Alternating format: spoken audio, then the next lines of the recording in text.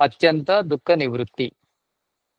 అంటే మనిషి సాధించే అతి గొప్ప పనేంటంటే సమస్త దుఃఖాల నుంచి దూరం కావడం. సమస్త దుఃఖాల నుంచి దూరం కావడం కోసము ఈ దుఃఖము ఎప్పుడు మొదలైంది మనకు? ఎలా అంతమవుతుంది? అంటే దుఃఖము ఎప్పుడు మొదలైంది? ఎలా మొదలైంది తెలిస్తేనే, అంటే దానికి కారణం తెలిస్తేనే మనము ఆ దుఃఖాల నుంచి దూరం కావచ్చు. మరి ఆ కారణాలు తెలుసుకునే మార్గం లోపల మనకు చర్చ జరుగుతుంది. అంటే మన బంధానికి కారణము అనాది. అనాది అంటే ఎప్పటినుంచో ఉందా ఈ బంధము? లేకపోతే మధ్యలో వచ్చిందా? అనేది మొదటి ప్రశ్న. కానీ ఈ బంధం అనేది అనాది నుంచి ఉంటే దీనికి అంతం అనేది ఉండదు. అంటే దేనికైతే ప్రారంభం ఉండదో దానికి అంతం ఉండదు. కానీ దీనికి ఒక ప్రారంభం ఉంది. అంటే ఒక నిమిత్త కారణం ఉంది. ఈ బంధము, దుఃఖము అనేది మనకు స్వాభావికమైనది కాదు. అంటే ఇది నిమిత్తమైనది. నిమిత్తమైనది అంటే మధ్యలో వచ్చింది. మధ్యలో వచ్చింది కనుక ఆ మధ్యలో ఏ కారణంతో వచ్చిందో తెలుసుకుంటే మనము ఆ దుఃఖం నుంచి దూరం కావచ్చు. మనము ఈ 19 సూత్రాల లోపల మన బంధానికి కాలము కారణం కాదు, దేశము కారణం కాదు, దేహము కారణం కాదు, ప్రకృతి తానై వచ్చి మనను బంధించలేదు. అదేవిధంగా ఈ ఆత్మ కూడా వెళ్ళి ప్రకృతి లోపల బంధించబడలేదు. కర్మ కారణం కాదు, ఈ ప్రకృతి కారణం కాదు, ఆత్మ కారణం కాదు, మరి ఇంకేంటిది కారణం? 19వ సూత్రం ఏం చెప్తుందంటే నా నిత్య శుద్ధ బుద్ధ ముక్త స్వభావస్య. అంటే ఆత్మ నిత్య శుద్ధ బుద్ధ ముక్త స్వభావము కలది. స్వభావస్య తత్యోగ. కనుక అది ప్రకృతితో వెళ్ళి బంధించబడలేదు. అంటే తానై వెళ్ళి ప్రకృతితో బంధాన్ని ఏర్పరచుకోలేదు. తత్యోగా రీతే. మరి ప్రకృతి వచ్చి ఆత్మను పట్టుకోలేదు, ఆత్మ వెళ్ళి ప్రకృతిని బంధించుకోలేదు. మరి కారణం ఏంటిది? ఇంకేం కారణం ఉంది అనేది ఈ సూత్రం యొక్క అభిప్రాయం. దీనికి అంటే చాలా మంది దుఃఖాలు దూరం కావాలనుకుంటారు. దుఃఖాలు దూరం కావాలనుకుంటారు కానీ ఆ దుఃఖానికి కారణం తెలియందే దుఃఖం దూరం కాదు. అంటే ఏదైనా ఒక సమస్య ఉందంటే ఆ సమస్యకు కారణం ఏంటో తెలిస్తేనే ఆ సమస్యను మనం పరిష్కారం చేసుకోవచ్చు, లేకుంటే చేసుకోరాలి. అంటే కారణాన్ని మొదలు తెలుసుకోవాలి. ఒక వ్యాధి వచ్చింది అనుకోండి, ఆ వ్యాధి ఏ కారణం ద్వారా వచ్చిందో తెలిస్తే ఆ కారణాన్ని తొలగిస్తే ఆ వ్యాధి నిర్మూలన అవుతుంది, లేకుంటే కాదు. అదేవిధంగా ఒక సమస్య వచ్చింది మనకు, ఆ సమస్యకు కారణం ఏంటో తెలిస్తేనే ఆ సమస్య దూరం అవుతుంది.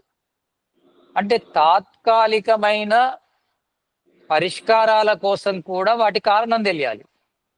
అటువంటిది ఇక్కడ మనము శాశ్వతమైన పరిష్కారం, అంటే మనకు దుఃఖాలు అనేవి లేని స్థితి. అంటే దుఃఖము ఇప్పుడు ఒక సమస్య వచ్చింది అనుకోండి, మనము దానికి కారణం తెలుసుకొని పరిష్కరింపజేసుకుంటే ఆ సమస్య దూరం అవుతుంది. కానీ ఆ సమస్య దూరం అవుతుంది, కానీ మళ్ళీ ఆ సమస్య రావద్దనే లేదు, మళ్ళీ వస్తుంది. ఒకవేళ ఆ సమస్యను రాకుండా మనం చేసినా వేరే సమస్యలు వస్తుంటాయి. ఇక్కడ ఏంటంటే సాంఖ్య దర్శనం యొక్క ఉద్దేశము ఏ సమస్య రాకూడదు, ఏ సమస్య అనేది రాకూడదు, వచ్చిన సమస్య రాకూడదు, ఏ సమస్య రాకూడదు. అంటే దుఃఖాలు అనేవి కలగకూడదు, అంతే. సమస్యలు లేని జీవితం, దుఃఖరహితమైన జీవితం కావాలి మనకు. అంటే మనకు దుఃఖం ఎలా వచ్చింది అని ఆలోచిస్తే ఇది అనాది అయితే కాదు, మధ్యలో వచ్చింది. ఆ దుఃఖాన్ని మనం ఏ రూపంలో అనుభవిస్తున్నాం అంటే శరీరాన్ని ధరించాము. శరీరాన్ని ధరించడం ద్వారా ఆధ్యాత్మిక, ఆది భౌతిక, ఆది దైవిక దుఃఖాలను మనం అనుభవిస్తున్నాము. ఈ ఆధ్యాత్మిక, ఆది దైవిక, ఆది భౌతిక దుఃఖాలకు కారణము అంటే ఈ శరీరం. ఈ శరీరముతోని ఆత్మకు బంధం ఎలా ఏర్పడింది? అంటే శరీరం అనేది జడ పదార్థం, అంటే ప్రకృతి నిర్మితం ఇది. ఆత్మ అనేది చేతన పదార్థం. ఈ చేతన పదార్థము ఈ జడ పదార్థం అయిన శరీరంలో బంధించబడడం వల్లనే రకరకాల దుఃఖాలు వస్తున్నాయి. ఆ దుఃఖాల నుంచి మనం దూరం కావాలంటే ఆ దుఃఖాలకు ప్రధానమైన, మూలమైన, ముఖ్యమైన కారణం ఏంటో తెలుసుకోవాలి. అంటే ఈ శరీరంతో ఆత్మ బంధించబడడానికి మూల కారణాన్ని మనము తెలుసుకోవాలి. అదే సాంఖ్య దర్శనం లోపల చర్చ జరుగుతుంది. ఇక్కడ 20వ సూత్రం ఏం చెప్తుందంటే, జనరల్ గా మనకు అంటే మనకు తెలిసిన పరిజ్ఞానం ప్రకారము దేశము కాదు, కాలము కాదు, దేహము కాదు, అంటే దేహం యొక్క అవస్థలు కారణం కాదు మన బంధానికి. ఆ తర్వాత కర్మ కాదు, ప్రకృతి కాదు, మరి ఆత్మ కాదు. అంటే ఏవి కాదు అనిపిస్తుంది మనకి ఇక్కడ. ఒకవేళ ఊహిస్తే కారణాల లోపల ఇది ఇందులో ఏదో ఒకటి ఉంటుంది, కానీ అవి ఏవి కాదన్న అనుకున్నాం మనం ఇప్పటి వరకు. మరి ఇంకేంటిది అంటే, కొంత చదువుకున్న వాళ్ళకి ఒకటి తెలుస్తుంది, అవిద్య కారణమని. మన యొక్క బంధానికి కారణము అవిద్య అని తెలుస్తుంది. అంటే కన్ఫామ్ గా ఇవి ఏవి కానప్పుడు కొంత స్పిరిచువల్ నాలెడ్జ్ ఉన్న వాళ్ళకి ఒకటి అర్థమవుతుంది. అంటే చాలా చోట్ల కూడా వస్తుంది, ఏంటిది? అవిద్యనే బంధానికి కారణము. ఆ బంధం వల్ల ఈ శరీరంలో మనం బంధించబడి ఉన్నాము, అందుకే మనం దుఃఖాలు అనుభవిస్తున్నాము. కనుక ఆ అవిద్యనే కారణం కావచ్చు అని మనం అనుకుంటాం. కానీ 20వ సూత్రము ఇది చాలా ప్రత్యేకంగా చెప్తుంది. ఏం చెప్తుందంటే, నా అవిద్యతో అపి, నా అవిద్యతో అపి, అవిద్య కూడా కారణం కాదు. అవస్తున బంద్ అయోగాత్. అవిద్య అనేది వస్తువు కాదు. ఆ వస్తువు ఎప్పుడు కూడా వస్తు రూపంలో ఉన్న బంధానికి కారణం కాదు. అంటే శరీరము ఒక వస్తువు, అంటే మన దర్శనాల ప్రకారము శరీరం ఒక వస్తువు, ఆత్మ ఒక వస్తువు. కానీ ఇక్కడ అవిద్య అనేది వస్తువు కాదు. వస్తువు కాని అవిద్య వస్తువులైన శరీరాన్ని, ఆత్మని ఎలా బంధిస్తుంది? అవస్తువు అంటే ఏమీ కాదు అవిద్య. అవిద్య ఏమీ కాదు అంటే మనం ఇంతవరకు నేర్చుకునేది అవిద్య అంటే మిథ్యా జ్ఞానమని, అంటే ఒకదానికి ఒకటి అనుకోవడం అవిద్య అనుకున్నాం. కానీ ఇక్కడ అవిద్యకి ఇంకొక అర్థం ఉంది. అవిద్య రెండు రకాలు, భావాత్మకమైన అవిద్య ఉంది, అభావాత్మకమైన అవిద్య ఉంది. అభావాత్మకమైన అవిద్య బంధానికి కారణము కాదు అని ఈ సూత్రం యొక్క అభిప్రాయం. అభావాత్మకమైన అవిద్య అంటే ఏంటంటే ఏమీ లేదు, శూన్యం. అంటే మనకు రెండు స్థితులు ఉంటాయి. జ్ఞానం అసలే ఉండని స్థితిని అభావాత్మకమైన అవిద్య అంటారు. ఒకదానికి ఒకటి అనుకోవడాన్ని భావాత్మకమైన అవిద్య అంటారు. అంటే అభావాత్మకమైన అవిద్యలో ఏమీ తెలియట్లేదు, మనకు ఏమీ తెలియట్లేదు, చీకటి అంతే. దాన్ని అభావాత్మకమైన అవిద్య అంటారు. భావాత్మకమైన అవిద్య లోపల కొంత తెలుస్తుంది, ఒకదాన్ని ఒకటి అనుకుంటున్నాం మనం. అక్కడక్కడ ఒక పదార్థం అనేది ఉంది, కానీ దానికి క్లారిటీ లేదు మనకు. అభావాత్మకమైన అవిద్య లోపల వస్తువే లేదు. వస్తువు గాని అవిద్య బంధానికి కారణం కాదు. ఇది ఎక్కడొస్తుందంటే, ఒకే బ్రహ్మను నమ్మేవారు, అంటే ఈ ప్రపంచము, ఈ జగత్ అంతా కూడా అంత బ్రహ్మమయమే. బ్రహ్మ ఒకడే ఉన్నాడు, అంటే ఈశ్వరుడు ఒకడే ఉన్నాడు. అతడే ఈ ఆత్మలను, తర్వాత ప్రకృతిని నిర్మించాడు. అంటే ఈ ప్రకృతికి ఉపాదాన కారణము కూడా బ్రహ్మనే, అంటే మెటీరియల్ కూడా బ్రహ్మనే. అదేవిధంగా ఆత్మలు కూడా బ్రహ్మ నుంచే వచ్చాయి. బ్రహ్మ వేరు కాదు, ప్రకృతి వేరు కాదు, ఆత్మలు వేరు కాదు అనే ఒక సాంప్రదాయం ఉంది. అంటే అంత బ్రహ్మమయమే. బ్రహ్మ నుంచే ప్రకృతి వచ్చింది, బ్రహ్మ నుంచే ఆత్మలు వచ్చాయి. ఎలా వచ్చాయంటే వాళ్ళు ఏం చెప్తారంటే అభావాత్మకమైన అవిద్య వల్ల వచ్చాయి. అవిద్య వల్ల అంటే బ్రహ్మ లోపల అక్కడ అవిద్య అనేది ఏర్పడడం ద్వారా ఆ చోట ఈ ప్రకృతి తర్వాత ఆత్మలు వచ్చాయి.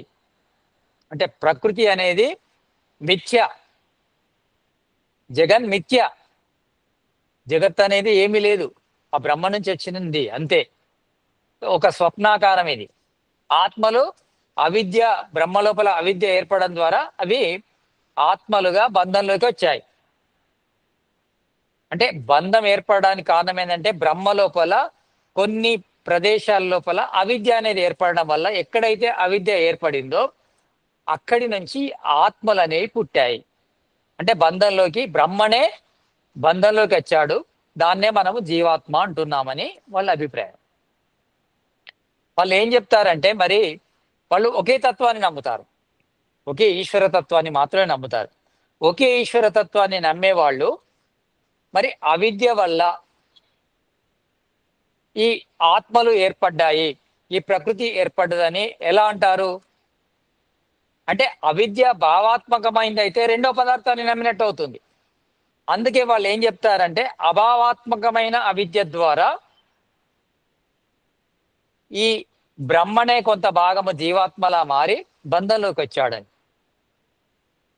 అంటే బంధానికి కారణము అభావాత్మకమైన అవిద్య అని. అంటే ఒక చీకటి ఏర్పడి ఆ చీకటి లోపల బంధం ఏర్పడిందని. ఆ చీకటి అభావాత్మకమైన అవిద్య అనేది బంధానికి కారణం కాదనేది ఈ సూత్రం చెప్తుంది. నా అవిద్యతో అపి అవస్తున బంధ్ అయోగాత్. బంధానికి కారణము కాదు అభావాత్మకమైన అవిద్య. అవిద్య వస్తువు కానప్పుడు, అంటే ఒక పదార్థం సత్తాత్మకమైన పదార్థము కానప్పుడు వీటిని బంధించలేదు.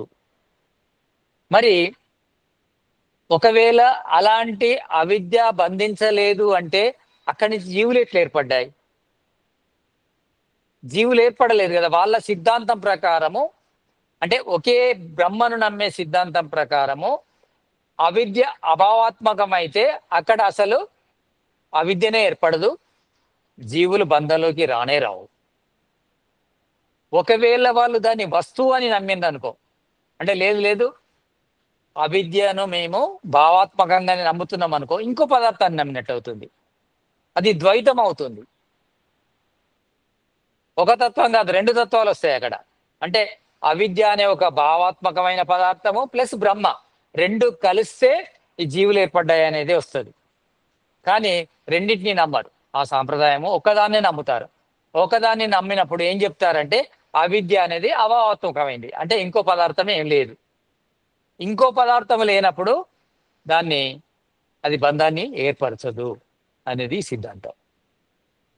లేదు వాళ్ళు ఒకవేళ నమ్మింది అనుకో, అది భావాత్మకాన్ని నమ్మితే ఏమవుతుంది? నమ్మితే వస్తుత్వే సిద్ధాంత హాని.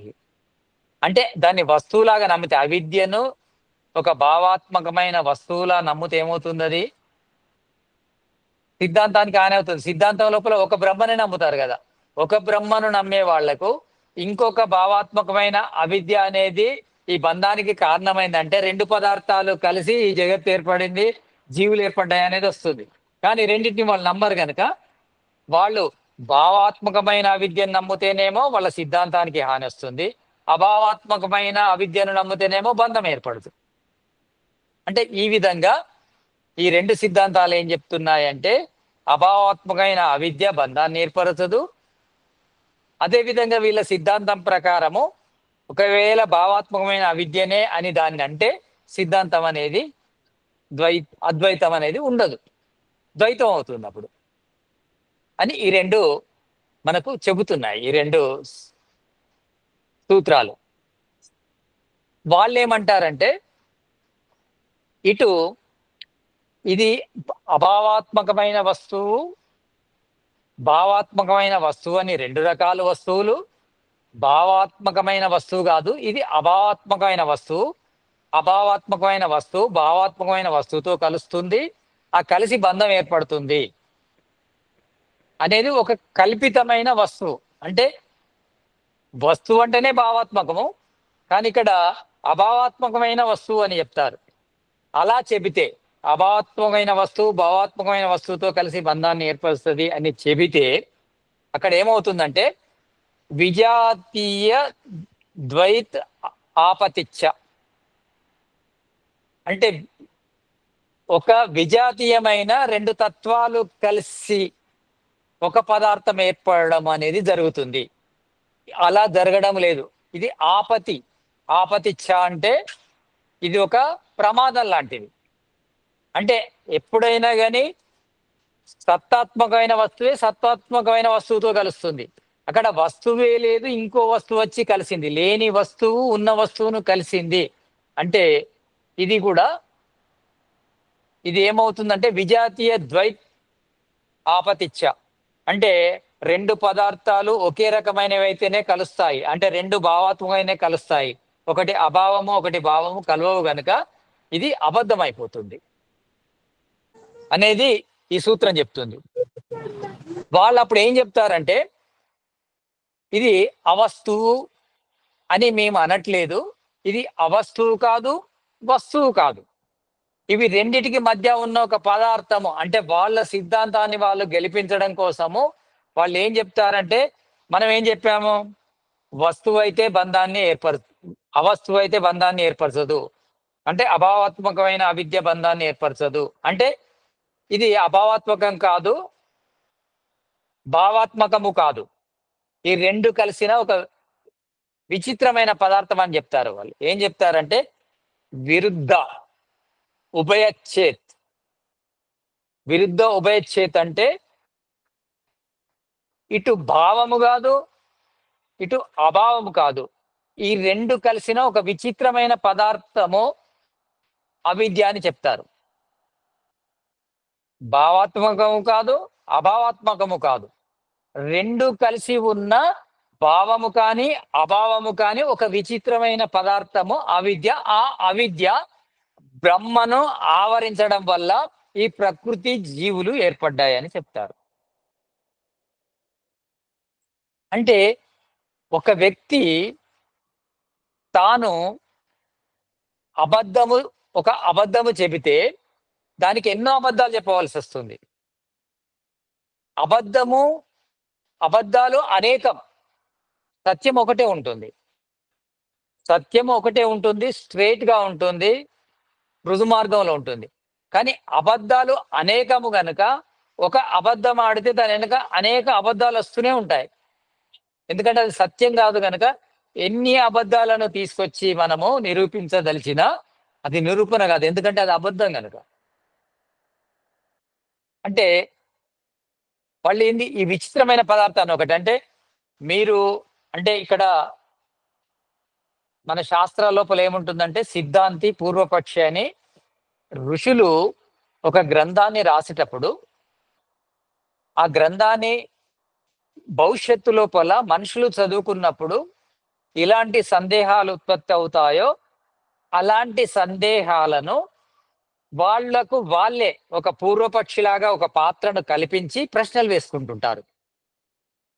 ప్రశ్నలు వేసుకోవడం వల్ల ఏమవుతుందంటే ఇప్పుడు మనం కొన్ని వేల సంవత్సరాల కింద రాసింది సాంఖ్య దర్శనం, మనకి ఇప్పుడు డౌట్ వస్తే ఆ ఋషి కపిలుడు మన దగ్గర లేడు, మరి ఆ ప్రశ్నకు జవాబు ఇవ్వాలి చెప్పాలి. అందుకే వాళ్లకు వాళ్ళే అంటే రాబోయే తరము ఇలాంటి సందేహాలు వెలిబుచ్చవచ్చు కనుక వాళ్ళకే ప్రశ్నలు వేసుకొని ఒక పూర్వపక్షిలాగా ఒక పాత్రను కల్పించి ఈ విధంగా ఒకవేళ అద్వైతులు ఒకే బ్రహ్మను నమ్మిన వాళ్ళు ఇలా ప్రశ్న వేస్తే మనం ఎలా సమాధానం చెప్పాలి, ఇది సత్యం ఎలా నిరూపించాలనేది ఇక్కడ ఈ కల్పన.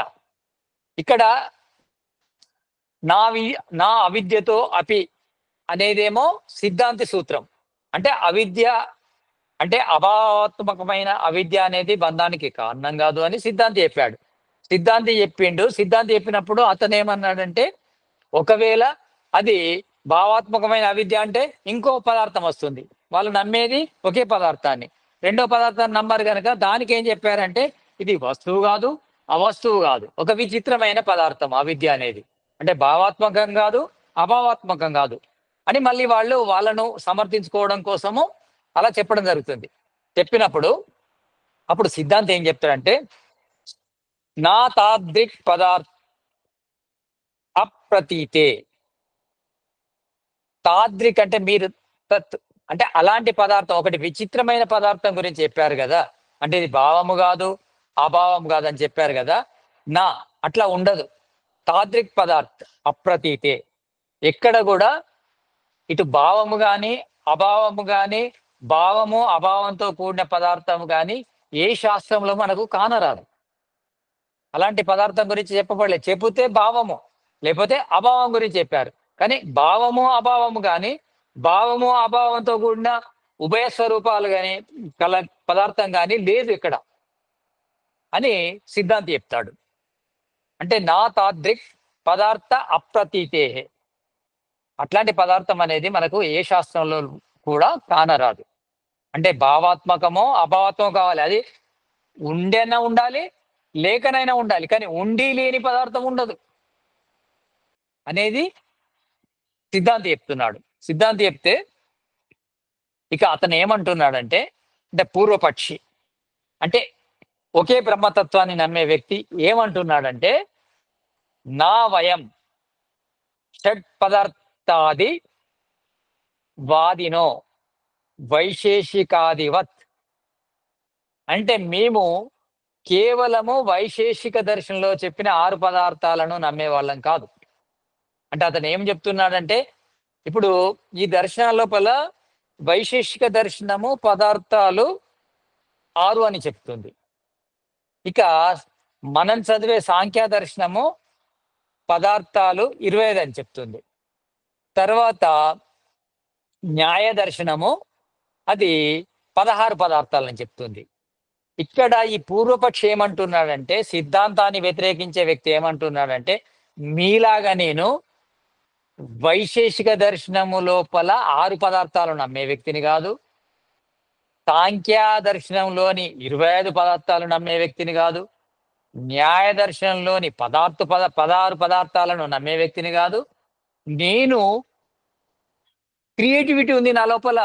నేను ఇమిటేషన్ చేయను. మీలాగా గొర్రెదాటుడు కాదు. ఏదో శాస్త్రంలో ఉంది అదే 16 పదార్థాలు నమ్మాలి, అవే 6 పదార్థాలు నమ్మాలి, అవే 25 పదార్థాలు నమ్మాలని ఏం లేదు. నేను దాన్ని నమ్మను. మీరంతా గొర్రెదాటులాగా దాన్ని నమ్ముతున్నారు, కానీ నేను నమ్మను. అంటే నీ శాస్త్రాలను నమ్మను, నా ఆలోచన శక్తిని నమ్ముతాను. అంటే నాకు ఆ పదార్థాల మీద నమ్మకం లేదు. నేను కల్పించిన పదార్థం ఒకటి ప్రత్యేకంగా ఉందా అనే దాని మీద నాకు నమ్మకం ఉంది అని చెప్తున్నాడు పూర్వపక్షి. అంటే వ్యతిరేక పక్షి.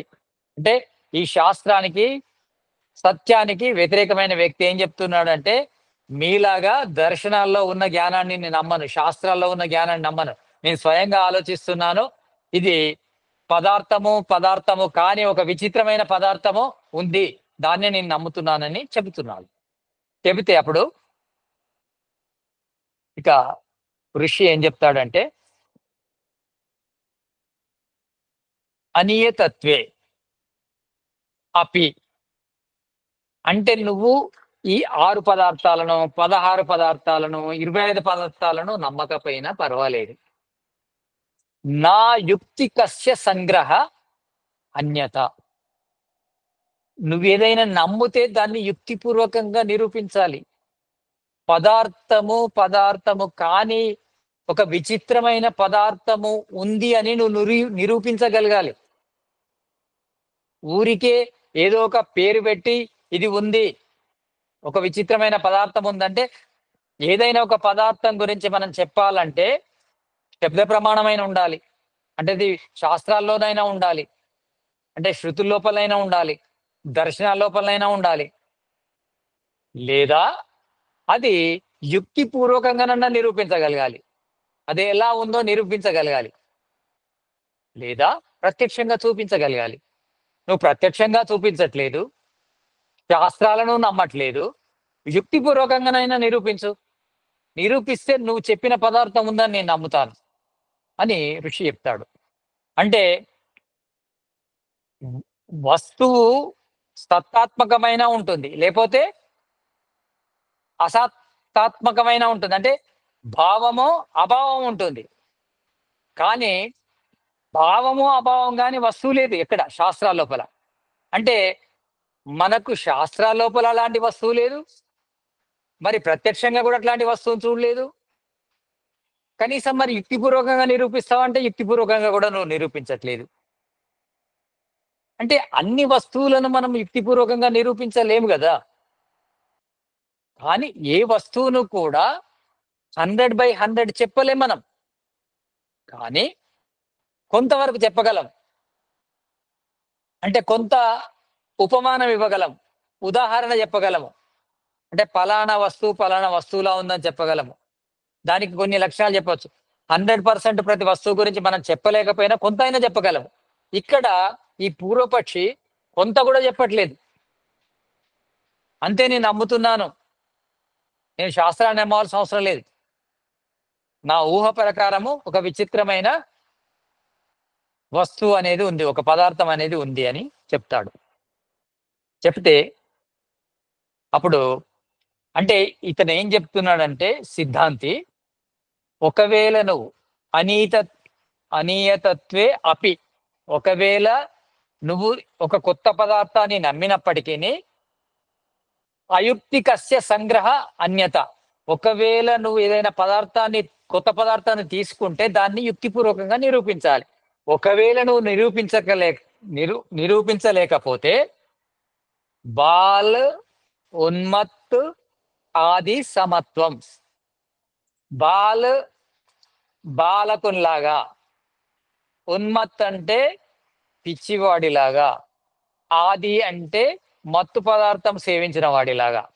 అంటే ఎప్పుడైతే చిన్న పిల్లలు అంటే అజ్ఞానంలో ఉన్న వాళ్ళ మాటను మనం ఏ విధంగా ప్రమాణంగా తీసుకోమో, బాలంటే ఇక్కడ బాలకులనే కాదు అజ్ఞానంలో ఉన్న వాళ్ళ మాట.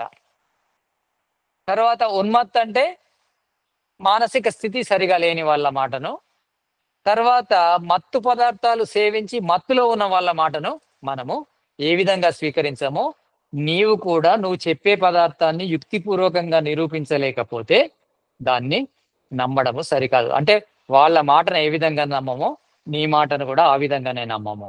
అంటే వాళ్ళెంతో నువ్వు కూడా అంతే. అంటే మనము ఏదైనా ఒక పదార్థం గురించి చెప్పినప్పుడు దాన్ని కొంతవరకైనా నిరూపించాలి, దానికి శబ్ద ప్రమాణమైన చూపెట్టాలి, దానికి యుక్తిపూర్వకంగానైనా నిరూపించాలి, దానిని ప్రత్యక్షంగానైనా చూపాలి.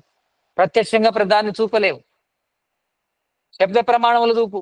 శబ్ద ప్రమాణంతో చూపినప్పుడు యుక్తిపూర్వకంగానైనా నిరూపించు.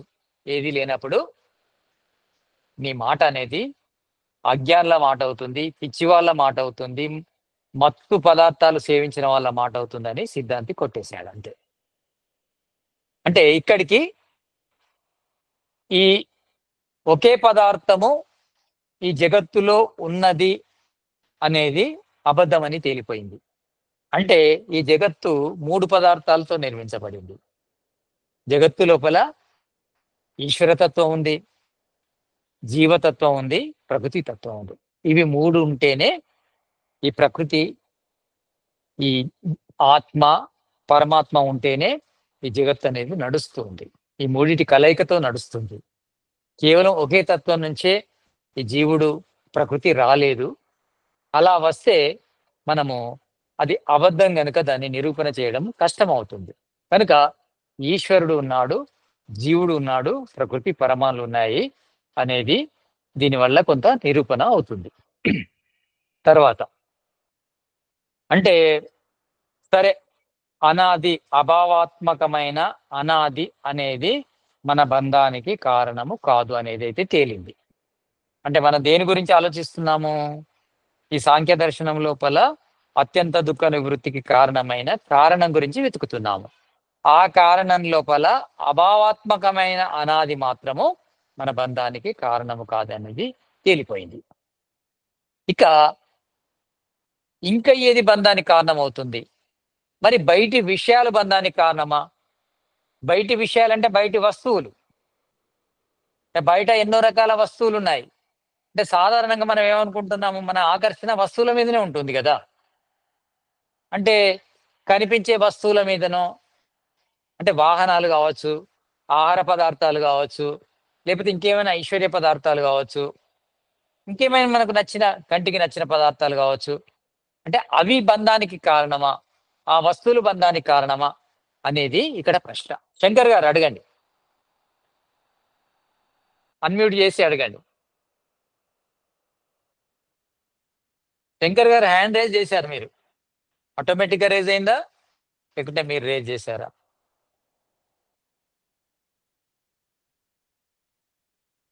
ఓకే. శ్రవణ్ గారు తెలుసుకోండి అది. నేను అనుకుంటాను. శంకర్ అయితే గారు పర్వాలేదండి. కంటిన్యూ చేద్దాం. బై మిస్టేక్ అయినట్టుంది. ఓకే. అయితే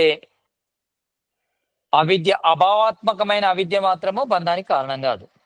మరి వస్తువులు బంధానికి కారణమా? ఇంత చర్చ ఎందుకు జరుగుతుంది అంటే, మనకు సామాన్యమైన జ్ఞానము ఎప్పుడు కూడా సమస్యను పరిష్కారం చేయదు. విశేషమైన జ్ఞానం కావాలి. కీలెరిగి వాత పెట్టాలి. అంటే వ్యాధిని తెలుసుకొని చికిత్స చేయాలి. ఇక్కడ ఇంత చర్చించవలసిన అవసరం ఎందుకు వస్తుందంటే, సామాన్యంగా మనం ఇవన్నీ కారణాలు అనుకుంటాం.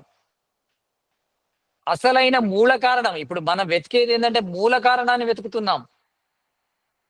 ఈ బంధానికి మూలమైన కారణం ఏంటిది? ఈ శరీరము లోపల ఆత్మ బంధించడానికి మూలమైన కారణం ఏంటిది? అది వెతుకుతున్నాం. అందులో మరి అవిద్య కానప్పుడు, అంటే అభావాత్మకమైన అవిద్య కారణం కానప్పుడు, మరి వస్తువులు భావాత్మకమైన వస్తువులు బంధానికి కారణమా?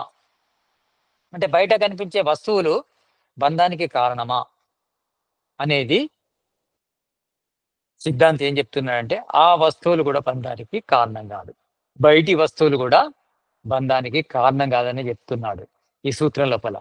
సూత్రం ఏంటంటే, నా అనాది విషయ ఉపరాగ్ నిమిత్తో అపి అస్య. అంటే ఈ వస్తువులు అనాది కాలం నుంచి మనం ఈ వస్తువులను పొందుతూనే ఉన్నాం. అంటే అనాది అంటే ఇక్కడ మనము ఒక పదార్థాన్ని పొందుతాము, వదిలిపెడతాము. ఇంకో పదార్థాన్ని పొందుతాము, వదిలిపెడతాము. అదేవిధంగా ఒక జన్మలోకి వచ్చాము, ఇవి వదిలేసాము. మళ్ళా జన్మలోకి వచ్చాము, వదిలేసాము. అంటే ఈ పదార్థాలతో సంబంధం అనేది అనాది కాలం నుంచి ఉంది, ఇప్పుడు కాదు. అంటే మన శరీరంలోకి ఎప్పుడు వచ్చామో అప్పటి నుంచి ఈ వస్తువులతోని కారణం సంబంధం ఉంది మనకు. అంటే వస్తువులు అనాది సంబంధం అంటే అనాది ప్రవాహ అనాది. ప్రవాహ అనాది అంటే వస్తువులతో సంబంధం ఏర్పడుతుంది, పోతుంది, మళ్ళీ ఏర్పడుతుంది. దీన్నే అనాది అంటారు. అంటే వస్తువులతోని సంబంధం ఎప్పుడు కూడా మనకు పూర్తిగా దూరం కాలేదు. వస్తువులతో సంబంధం ఏర్పడుతుంది, పోతుంది, ఏర్పడుతుంది, పోతుంది. ఇది అనాది సంబంధం అంటారు. వస్తువులతో అనాది సంబంధం ఉంది మనకు. అంటే ప్రవాహంతో అనాది. అనాది అంటే అలానే పట్టుకోలేము. ఒక వస్తువును పట్టుకుంటాము, విడిచిపెడతాం. ఇంకో వస్తువును పట్టుకుంటాము, విడిచిపెడతాము. అదే వస్తువును మళ్ళీ పట్టుకుంటాము. ఇలా వస్తువులను పట్టుకోవడము, వదిలిపెట్టడము, అదే వస్తువును పట్టుకోవడం, వదిలిపెట్టడం, ఇవన్నీ జరుగుతూనే ఉంటాయి. దీన్ని అనాది అంటారు. అనాది వస్తు సంబంధం మనకు ఉంది. ఈ వస్తువులు బంధానికి కారణము కాదు అని చెప్తున్నాడు సిద్ధాంతి. ఎందుకు? నా బాహ్య అభ్యంతరయోహో, నా బాహ్య అభ్యంతరయోహో ఉపరంజ్ ఉపరంజక్ భావోపి దేశ వ్యవధానాత్ సుగ్నస్త్ పాటలీ పుత్రస్తయోహ ఇవ.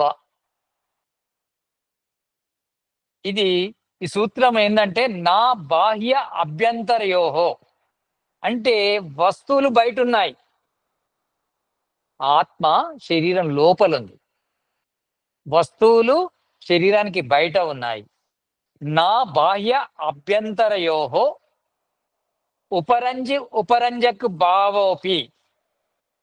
ఉపరంజి అంటే ఒక్క బట్ట ఉంది, ఒక గుడ్డ ఉంది. ఆ గుడ్డను ఉపరంజి అని అంటారు. ఉపరంజక అంటే రంగును ఉపరంజక అంటారు. అంటే ఒక వస్త్రాన్ని మనము కలర్ కలరు వేయాలంటే, ఒక వస్తువుకు మనం కలర్ వేయాలంటే, దాన్ని రంగులో అద్దాలంటే ఆ రెండు దగ్గర దగ్గరగా ఉండాలి. రంగు ఒక దగ్గర ఉంది, వస్త్రం ఒక దగ్గర ఉంటే ఆ వస్త్రాన్ని కలర్మయం చేయలేం. అంటే దాన్ని రంగులోకి తీయలేం. రంగుకును వస్త్రానికి దగ్గర సంబంధం ఉండాలి. అంటే పక్క పక్కకుంటేనే అవి రెండు, అంటే రంగుతోని వస్త్రానికి సంబంధం ఏర్పడుతుంది, లేకుంటే ఏర్పడదు. అంటే ఈ సూత్రం ఏం చెప్తుందంటే నా బాహ్య అభ్యంతరయోహో ఉపరంజ భావోపి దేశ వ్యవధానాత్. అంటే రెండు పదార్థాల మధ్య దూరం ఉన్నప్పుడు రెండు పదార్థాల మధ్య సంబంధం ఏర్పడదు, బంధం ఏర్పడదు. ఏ విధంగానైతే వస్త్రము రంగు దూరం దూరంగా ఉన్నప్పుడు వస్తువును అంటే రంగు వస్తు వస్త్రానికి రంగు వేయలేము గనుక, అదే విధంగా ఆత్మ లోపల ఉంది, పదార్థాలు బయట ఉన్నాయి కనుక ఈ పదార్థాలు లోపలున్న ఆత్మను బంధించలేవు. అంటే దగ్గర దగ్గర ఉంటేనే బంధిస్తాయి. ఆత్మకును పదార్థాలకు మధ్య దేశ వ్యవధానాత్ అంటే ప్రదేశం లోపల దూరం ఉంది.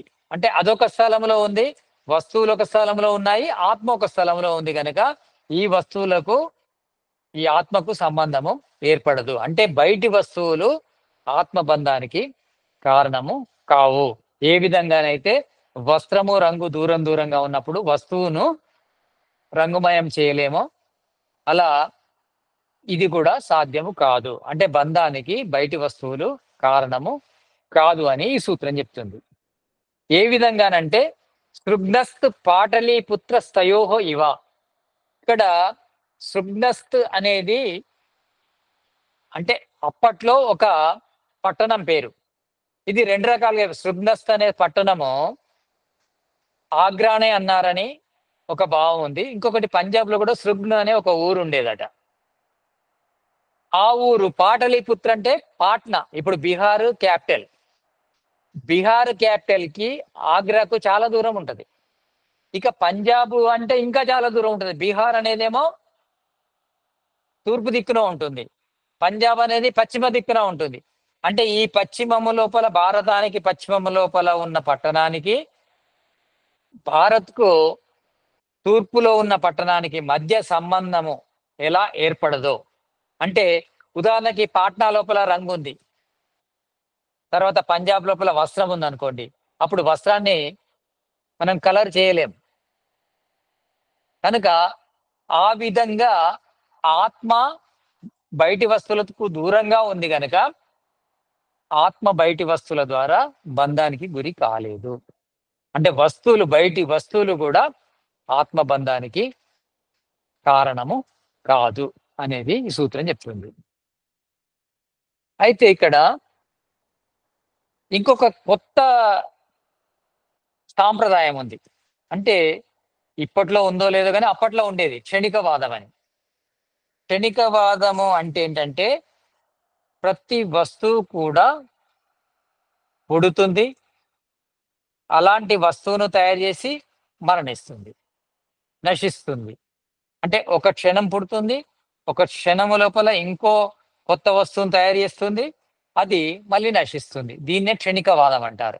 అంటే ఈ ప్రపంచంలో ఏ వస్తువు కూడా స్థిరంగా లేదు, అన్నీ కూడా క్షణికమే అనేది ఇది ఒక సిద్ధాంతం ఉండేది ఆ కాలం లోపల. ఇప్పుడు కూడా ఉంటే ఉండవచ్చు ఇలాంటి సాంప్రదాయం. అంటే క్షణం మాత్రమే ఉంటుంది, ఏ పదార్థం కూడా స్థిరం కాదు. అంటే ఈ జగత్తు స్థిరం కాదు, జగత్తులో ఏ పదార్థం కూడా స్థిరం కాదు. ప్రతి పదార్థము మనకు కనిపిస్తుందంటే ఆ పదార్థం పోతుంది, కొత్త పదార్థం వస్తుంది అదే క్షణం లోపల. అందుకే మనకు తెలియట్లేదు. కానీ పాత పదార్థం అలానే లేదు. ప్రతిసారి మనకు కొత్త పదార్థం అనేది చూస్తున్నాం మనం. అంటే పదార్థాలు ఎప్పుడు చేంజ్ అవుతూనే ఉన్నాయి. ఇప్పుడు చూసిన వస్తువు మరుక్షణం ఉండదు, ఇంకో వస్తువు తయారైంది అక్కడ.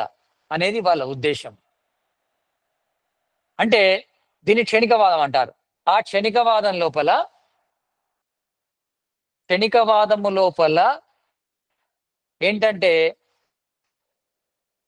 వస్తువు అనేది స్థిరంగా ఉండదు. అంటే వస్తువు అనేది ఒక వస్తువును ఉత్పత్తి చేసి నశిస్తుంటది క్షణికవాదం లోపల. కనుక పాత వస్తువు అక్కడ ఉండదు.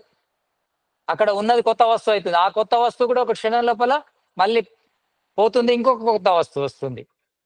అదొక విచిత్రమైన క్షణిక సిద్ధాంతం అనేది ఉండేది, క్షణికవాదం అనేది ఉండేది.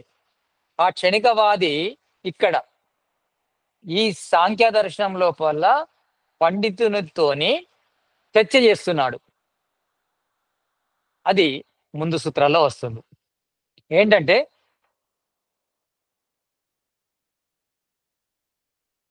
వాళ్ళ దాని ప్రకారం, అంటే మన సిద్ధాంతం ప్రకారము వస్తువులు దూరంగా ఉంటే వస్తువులకు మధ్య సంబంధం ఏర్పడేది సత్యమే.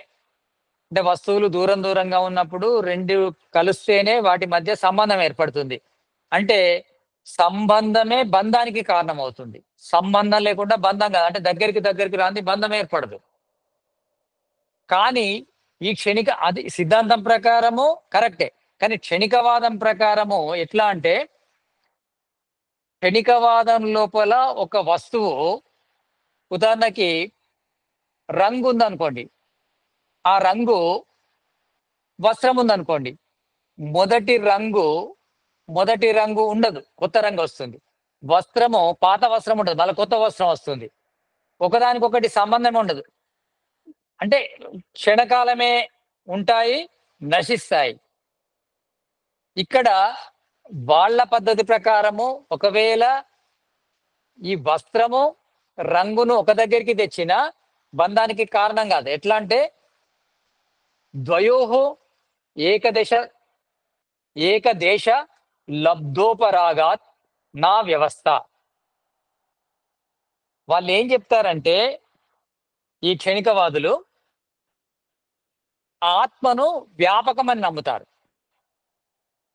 వ్యాపకము అంటే శరీరం లోపలనే కాదు, ఆత్మ బయట కూడా ఉంది. అంటే ఇంతకుముందు సిద్ధాంతం ఏమన్నాడు? ఆత్మ లోపల ఉంటుంది, వస్తువులు బయట ఉంటాయి గనక వస్తువుల వల్ల ఆత్మకు బంధం ఏర్పడలేదు అని అన్నాడు. ఎవరు? సిద్ధాంతి. అంటే సత్యవాది ఏం చెప్పాడంటే, బయటి వస్తువులు లోపలి వస్తువును బంధించలేవు అని చెప్పాడు. వీళ్ళు క్షణికవాదులు ఏమంటారంటే, క్షణికవాదుల లోపల ప్రతిసారి కొత్త వస్తువు పుడుతుంది. అంతేకాకుండా ఆత్మ వ్యాపకము అంటే లోపల ఉంటుంది, బయట ఉంటుంది. మీరేమన్నారు? ఆత్మ లోపల ఉంటుంది కనుక బయటి వస్తువుల ద్వారా బంధించబడదు అని అన్నాడు సిద్ధాంతి. కానీ వీళ్ళు ఏమంటారంటే, క్షణికవాదులు, ఆత్మ బయట కూడా ఉంటుంది, వస్తువులతో సంబంధం ఏర్పరచుకుంటుంది. అంటే వస్తువులతోని సంబంధము బయటి ఆత్మకు ఉంటుంది కనుక బంధం ఏర్పడుతుంది. అంటే ఆత్మ బయట కూడా ఉంది కనుక బంధాన్ని ఏర్పరచుకుంటుంది. మీరన్నట్టు ఆత్మ లోపలుంది, బయటి వస్తువులతో సంబంధం ఏర్పడలేదు అని సిద్ధాంతి అన్నాడు. సత్య సిద్ధాంతి అది తప్పు అని క్షణికవాది అంటున్నాడు. ఎందుకంటే ఆత్మ బయట కూడా ఉంటుంది, బయట ఉండి బయట వస్తువులతో సంబంధం ఏర్పరచుకుంటుంది, బయటి వస్తువులే బంధానికి కారణము అని క్షణికవాది అంటున్నాడు. అన్నప్పుడు సిద్ధాంతి ఏం చెప్తున్నాడంటే, ఆత్మ బయట అంటే సిద్ధాంతం ఏం చెప్పాడు? ఆత్మ శరీరంలో ఉంది కనుక, శరీరం బయట వస్తువులు ఉన్నాయి కనుక సంబంధం ఏర్పడలేదని చెప్పాడు. కానీ ఈ పూర్వపక్షి ఏం చెప్పాడంటే, క్షణికవాది, బయట కూడా ఆత్మ ఉంది, వస్తువులు కూడా బయట ఉన్నాయి కనుక, రెండు ఒక దగ్గర ఉన్నాయి కనుక సంబంధం ఏర్పరచుకుంటాయి అని ఈ క్షణికవాది చెప్పాడు. క్షణికవాది చెబితే ఇక సిద్ధాంతం ఏమంటున్నాడంటే, నా ద్వయోహో ఏకకాల్ అయోగాత్ ఉపకార్య ఉపకారక్ భావః. అంటే మీ సిద్ధాంతం ప్రకారము ఒక పదార్థము ఒక క్షణమే ఉంటుంది, మరుక్షణము నశిస్తుంది. నశించినప్పుడు ఇక్కడ బంధము ఎలా ఏర్పడుతుంది?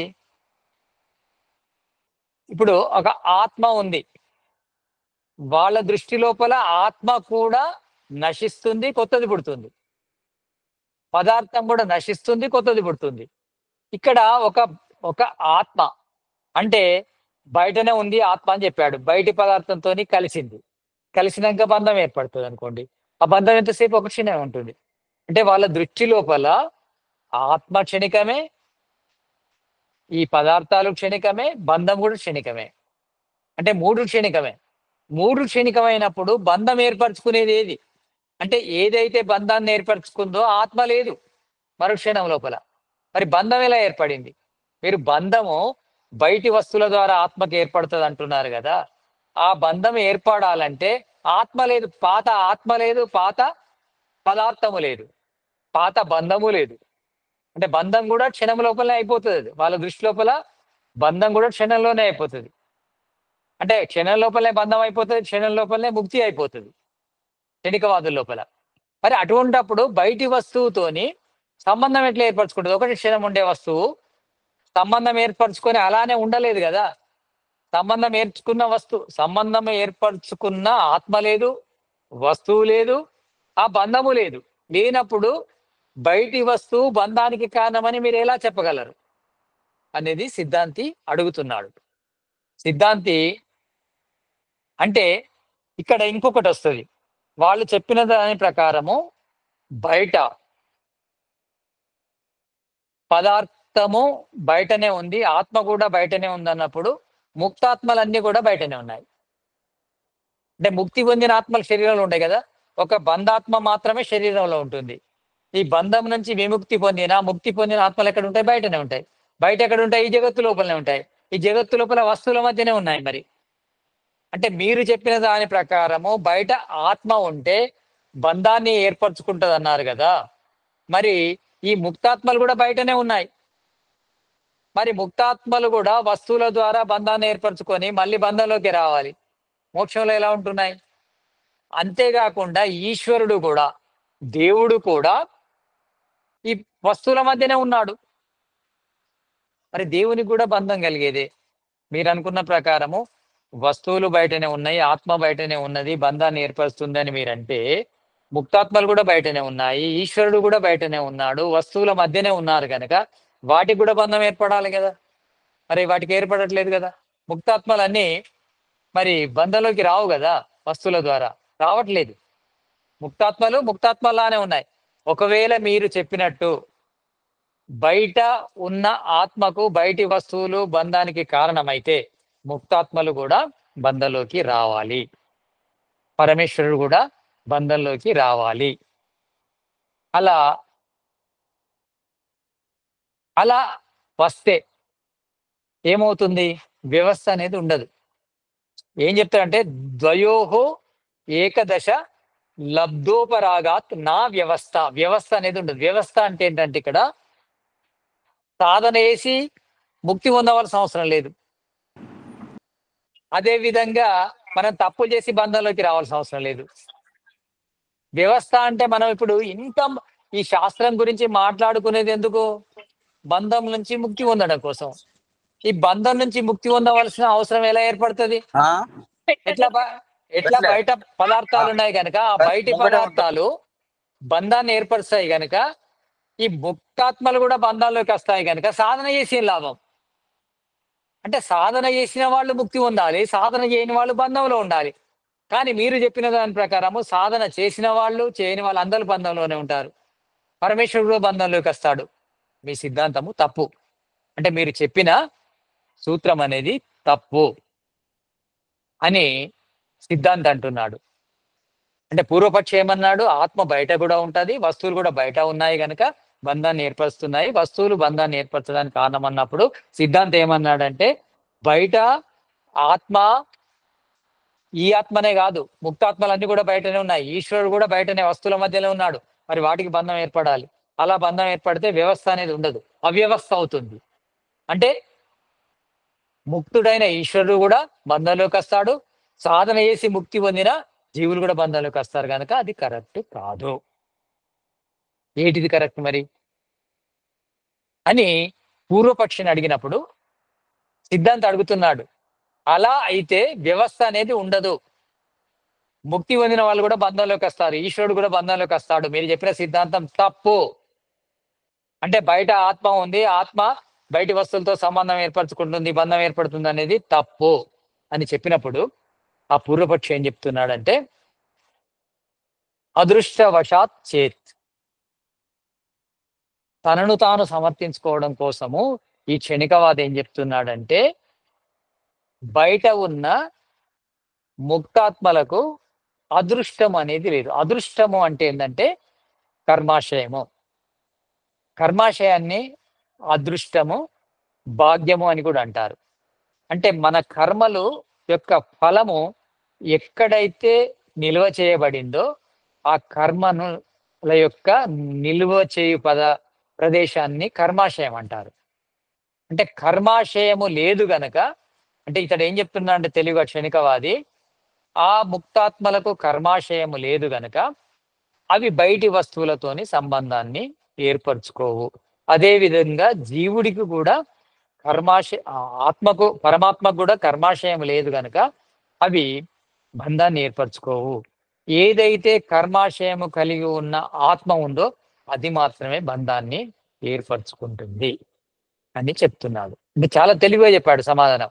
ఎందుకంటే మరి బయట ఆత్మ బంధాన్ని ఏర్పరచుకున్నప్పుడు ముక్తాత్మలు కూడా బంధాన్ని ఏర్పరచుకుంటాయి కదా అని సిద్ధాంతం అడిగితే ఏం చెప్తున్నాడంటే, బయట ముక్తాత్మలకు కర్మాశయం లేదు, కానీ ఈ శరీరముతో ఉన్న ఆత్మకు కర్మాశయం ఉంది కనుక అవి బంధంలోకి రావు. ఇది మాత్రమే బంధంలో, అంటే ఈ వస్తువుల ద్వారా బంధంలోకి వస్తుంది అని చెప్పాడు. చెప్పినప్పుడు సిద్ధాంతం ఏం చెప్తున్నాడంటే, నా ద్వయోహో ఏకకాల అయోగాత్ ఉపకార్య ఉపకారక్ భావః. మీ దృష్టి లోపల, క్షణికవాదం లోపల, అంటే కర్మాశయం ఎలా ఏర్పడాలి? ఇతను ఏమన్నాడు? కర్మాశయం వల్ల బంధంలోకి వస్తాయి అని చెప్పాడు కదా. కర్మాశయం ఎలా ఏర్పడుతుంది? కర్మలు చేస్తే కర్మాశయం ఏర్పడుతుంది. మీ సిద్ధాంతం ప్రకారము కర్మ చేసే ఆత్మ అదే క్షణంలో నశిస్తుంది. తర్వాత ఆ కర్మాశయం ఇంకో ఆత్మకి ఏర్పడుతుంది, ఆ ఆత్మ నశిస్తుంది, ఇంకో ఆత్మకు బంధం ఏర్పడుతుంది. అంటే కర్మ చేసిన ఆత్మ వేరు, కర్మాశయం ఏర్పరచుకున్న ఆత్మ వేరు. ఆ కర్మాశయం ఏర్పరచుకున్న ఆత్మ కాకుండా ఇంకొక కొత్త ఆత్మ బంధాల్లోకి వస్తుంది. అంటే క్షణికవాదుల దృష్టి లోపల మీరు చెప్పినట్టు ఈ కర్మాశయం అనేదే ఉండదు. ఎందుకంటే కర్మ చేసుకున్న ఆత్మ వేరే, కర్మాశయం ఏర్పరచుకున్న ఆత్మ వేరే, కర్మ వల్ల బంధంలోకి వచ్చే ఆత్మ వేరే. కనుక మీ క్షణికవాదం లోపల ఇది కరెక్ట్ కాదు. అంటే కర్మాశయం ఏర్పడాలంటే ఒకే ఆత్మ కర్మ చేయాలి, అదే ఆత్మకు కర్మాశయం ఏర్పడాలి, ఆ కర్మాశయం ఏర్పరచుకున్న ఆత్మనే బంధంలోకి రావాలి. కానీ ఇక్కడ ఈ ఆత్మలు ఎప్పుడు క్షణం మారుతుంటాయి కనుక ఈ కర్మాశయం ప్రసక్తే మీ సిద్ధాంతంలో రాదు క్షణికవాదం లోపల. అంటే నా ద్వయోహో ఏకకాల అయోగాత్ ఉపకార్య ఉపకారక్ భావ. అంటే కారణము కార్యము రెండిటికి సంబంధమే లేదు. ఆత్మ అనేది కర్మకు కారణమైంది, కర్మాశయానికి కారణమైంది. ఆ కర్మాశయాన్ని ఏర్పరిచిన తర్వాత ఆత్మ అనేది వెళ్ళిపోయింది, ఇంకా కొత్త ఆత్మ వచ్చింది.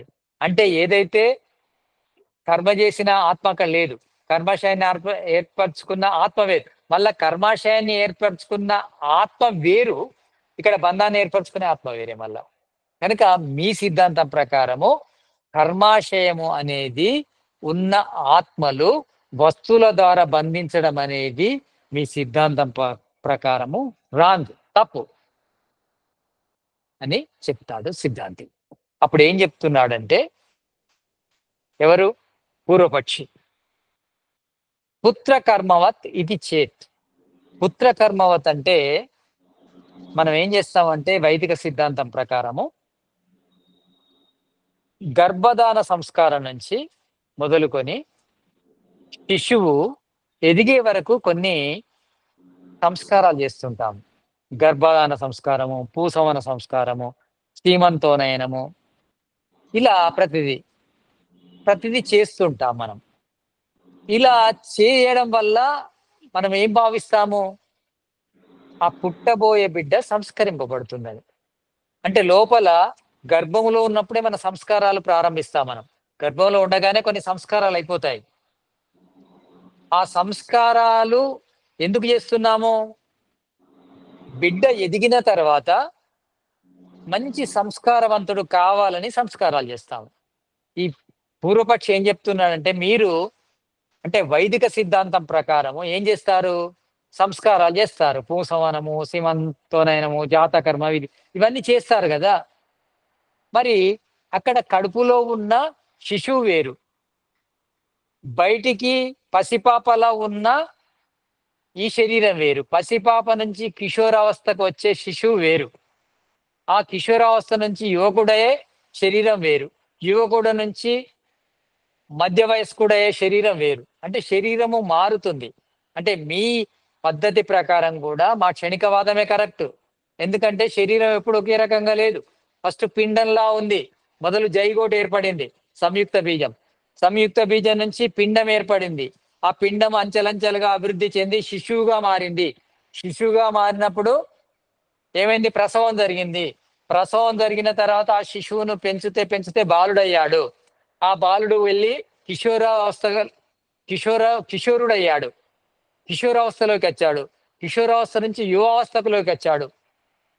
మరి మీరు చేసిన సంస్కారాలు మరి ఏ విధంగానైతే మొదలు చేశారో అప్పుడున్న శిశువు కాదు కదా ఇప్పుడు అయిన యువకుడు అని ఆ విధంగా తప్పించుకుంటున్నాడు ఈ పూర్వపక్షి. అంటే మేము మా దృష్టి ప్రకారము మీరేమన్నారు?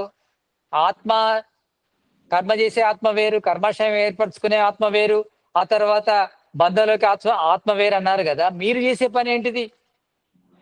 మీరు పూసవనం చేసినప్పుడు ఉన్న పిండం వేరు, తర్వాత సీమంతనం చేసేసరికి అది పిండం అభివృద్ధి చెందింది, తర్వాత మీరు జాతకర్మ చేసేసరికి అది బయటకు వచ్చింది, శిశువు అయింది. ఆ తర్వాత చేసే కర్మలన్నీ బాలుడుగా చేశారు. మరి ఇవన్నీ కూడా యువకుడైనాక ప్రభావాన్ని చూపెడుతున్నాయి కదా. మేమన్నది ఎట్లా తప్పు అవుతుంది? మీది కూడా క్షణికవాదమే. అంటే ఎప్పుడు కూడా శరీరంలో మార్పులు వస్తున్నాయి. మీరు ఎలా చేశారో నేను కూడా అలానే నా సిద్ధాంతం ప్రకారం చెప్పానంటున్నాడు పూర్వపక్షి. దానికి సిద్ధాంతం ఏం చెప్తున్నాడంటే, అది సరికాదు, నువ్వు అన్నట్టు సరికాదు. అస్థి తత్ర స్థిర ఏకాత్మయో, అక్కడ ఉన్నది ఒకటే ఆత్మ. గర్భదానాదిన సంస్కీయతే, అంటే గర్భధాన సంస్కారం నుంచి శిశువు ఎదిగే వరకు, బాలకుడయ్యే వరకు, యువకుడయ్యే వరకు చేసే సంస్కారాలన్నీ శరీరంలో మార్పు చెందాయే కానీ లోపలున్న ఆత్మ ఒకటే. లోపల ఒకటే ఆత్మ ఉంది. ఆత్మ ఉంది కనుక ఆ ఆత్మ శరీరంలో మార్పులు వచ్చాయి కానీ ఆత్మలో మార్పులు రాలేదు. ఏ ఆత్మకైతే మనము పూసవనం చేశామో, ఏ ఆత్మకైతే మనము సీమంతోనయనం చేశామో, ఏ ఆత్మకైతే మనము జాతకర్మ విధి చేశామో, ఏ ఆత్మకైతే మనము ఉపనయన సంస్కారం చేశామో, వేదారంభ సంస్కారం చేశామో, శరీరము లోపల తేడా రావచ్చు కానీ లోపలున్న ఆత్మ ఒకటే అని సిద్ధాంతి చెప్తున్నాడు. దానివల్ల మీరన్న క్షణికవాదము కరెక్ట్ కాదు. మీరు క్షణికవాదం ప్రకారము శరీరంలో మార్పు వచ్చింది అంటున్నారు. శరీరంలో మార్పు రావచ్చు, లోపలున్న ఆత్మ అనేది మాత్రము ఒకటే. ఆ ఆత్మ లోపల మార్పు రాలేదు. అదే ఆత్మకు చేశామో అదే ఆత్మ భోగిస్తుంది. అదే ఆత్మ శిశువుగా ఉండే, అదే ఆత్మ పిండంగా ఉండే, అదే ఆత్మ జైగోటుగా ఉండే, అదే ఆత్మ ఇప్పుడు యోగునిగా మారింది.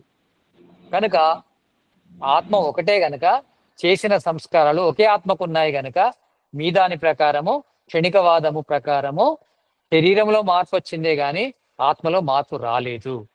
కనుక మేము చేసే ఈ సంస్కార విధి అనేది కరెక్టే, మీరు చెప్పేదే తప్పు అని సిద్ధాంతి చెప్తున్నాడు.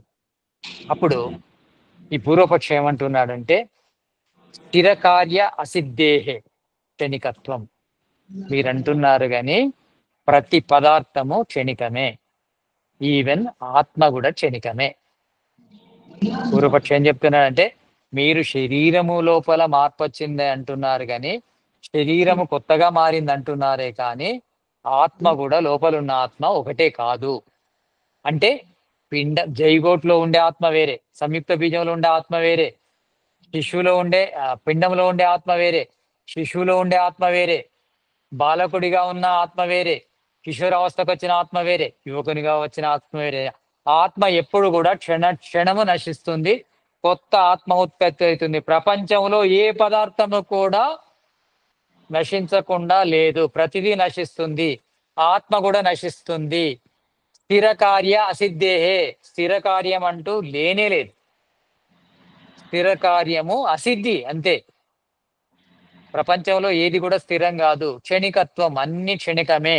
ఈవెన్ ఆత్మ కూడా క్షణికమే. మీరన్నట్టు ఒకే ఆత్మ లేదు, ఆత్మ కూడా మారుతూ వచ్చింది శరీరంతో పాటు అని ఈ క్షణికవాది ఖండిస్తున్నాడు సిద్ధాంతిని. అప్పుడు సిద్ధాంతి ఏం చెప్తున్నాడంటే నా ప్రత్యభిజ్ఞ బాధాత్, కానీ మీరన్నది తప్పు. ఆత్మ కూడా క్షణికమే. అంటే మనము చిన్నప్పుడు మనమే అనుకుంటున్నాము, తర్వాత కిషోరావస్థలో ఉన్నది మనమే అనుకుంటున్నాము, యువకునిగా మనమే అనుకుంటున్నాము. అంటే బాల్యం యొక్క గుర్తులు కూడా మనకున్నాయి, బాల్యపు స్మృతులు కూడా ఉంటాయి, కిషోరావస్థ యొక్క స్మృతులు ఉంటాయి, ఈ యవ్వన దశలో ఉండే స్మృతులు ఉంటాయి. ఇవన్నీ స్మృతులు మనమే అనుభవిస్తున్నాము. ప్రత్యభిజ్ఞ అంటే ఏంటంటే మన లోపల స్మృతి ఉంది, నేనే ఆ బాలుణ్ణి, నేనే ఆ శిశువును, నేనే ఆ యువకుణ్ణి, నేనే ఆ కిషోరుణ్ణి అని అనుకుంటున్నాం మనం. ఆ బాల్యావస్థలో ఉన్న ఆత్మ వేరు అని అట్లా అనుకోవట్లేదు. అప్పుడు ఇప్పుడు ఉన్న ఒకటే ఆత్మ కనుకనే మనము అదే నేను, నేను అదే అనుకుంటున్నాము. అంతేకాదు మీరు క్షణం నశిస్తుంది ఆత్మ అంటున్నారు, మరి రాత్రి పడుకుంటున్నాము, మీ సిద్ధాంతం ప్రకారం పడుకునే ఆత్మ వేరు, పొద్దున లేచే ఆత్మ వేరు. ఎందుకంటే పడుకునే ఆత్మ నశించింది, మళ్ళీ పొద్దున లేచే ఆత్మ కొత్తది పుట్టింది. కానీ మనము నేనే పడుకున్నా నేనే లేచినా అనుకుంటున్నాం మనం. అంటే ఎవరైతే మనం లేచాము అనుకుంటున్నామో వాళ్ళే పడుకున్నాం అనుకుంటారు కదా. నేనే రాత్రి పడుకున్నాను నేనే లేచాను అనుకున్నా, పడుకున్నది ఎవరో లేచింది ఎవరో అనుకోం కదా. ఈ స్మృతి ఎక్కడి నుంచి వస్తుంది? ఆత్మ అనేది స్థిరంగా ఉంది కనుక. అంటే ఈ శరీరం ఎప్పుడైతే ప్రారంభమైందో చివరి వరకు ఒకటే ఆత్మ ఉంటుంది కనుక అందుకే మనకు స్మృతి ఉంది. ప్రత్యభిజ్ఞ అంటే స్మృతి, అదే నేను అని అనుకునే స్మృతి ఉంది గనక మీరన్నట్టు ఆత్మ నశించే పదార్థము కాదు. కాదు గనుకనే అదే నేను అని అనుకుంటున్నాము. బాలుడు నేనే అనుకుంటున్నాము, కిషోరుడు నేనే అనుకుంటున్నాము, యువకుడు నేనే అనుకుంటున్నాము, మధ్య వయసు వచ్చిన తర్వాత కూడా ఆ మధ్య వయసులో ఉన్నది నేనే అనుకుంటున్నాము. ఈవెన్ వృద్ధాప్యం వచ్చినాక కూడా మన బాల్య యొక్క స్మృతులు ఉంటాయి. అప్పుడు నేను ఇలా చేశాను, అలా చేశాను, ఇలా చదువుకున్నాను, అలా చదువుకున్నాను, నా యవ్వనం లోపల ఎలాంటి పనులు చేశానని అలా చెప్తారు. కానీ యవ్వనంలో చేసిన ఆత్మ వేరు, బాల్యంలో చేసిన ఆత్మ వేరు అని అనుకోం కదా. అన్ని నేనే అనుకుంటాం కదా. అన్ని నేనే అని అనుకున్నాము, తర్వాత అనుకుంటున్నాము, ఆ స్మృతి ఉంది కనుక ఆత్మ అనేది క్షణము నశించదు, ఆత్మ ఒకటే.